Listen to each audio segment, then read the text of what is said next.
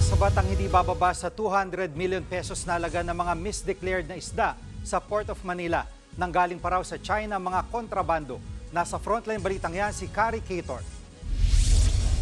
Ininspeksyon ng mga otoridad ang 19 na container van sa Pantalan sa Maynila. Nakatanggap sila ng ulat na naglalaman ang mga ito ng misdeclared na isda. Nakadeklara na taro sticks at sweet potato balls ang nasa mga container. Pero nang buksan, kahon-kahong frozen mackerel o alumahan at round scad o galunggong pala ang laman. Nagkakahalaga ang mga ito ng hindi bababa sa 200 million pesos. Batay sa investigasyon ng Bureau of Customs, sa China nanggaling ang mga ipinuslit na isda. Kung nakalusog ito, then pupunta sa merkado, malamang yung smugglers hindi na nila ibababa yung presyo Dahil they will try to make maximum profits for their risk di ba? So walang pakinabang to sa lahat.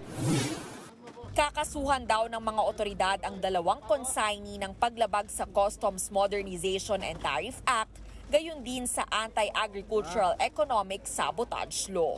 Ang problema, misdeclared sila. Talagang nakita naman natin, talagang mga fish products talaga siya, and it's not within the purview of the Food and Drug Administration. Pinag-uusapan natin dito is yung paglabag doon sa normal process natin. Tantamount also to problema sa ekonomiya ng bansa natin. Posible raw na ipamahagi ang mga ito pero dadaan pa rin muna sa testing. Dumating po yan nang hindi dumaan sa tamang proseso, hindi nakapag-secure ng mga permits, we are not sure kung safe yung mga isda na ito. And if they find that the fish are fit for human consumption, then pwede po nating i-donate ulit para makatulong at maibigay natin sa mga taong nangangailangan. Tiniyak naman ng DA na hindi sa West Philippine Sea kinuha ang mga ipinuslit na isda. Yung mackerel niya is basically Scombrus japonicus That's basically from Japan, seas, that area.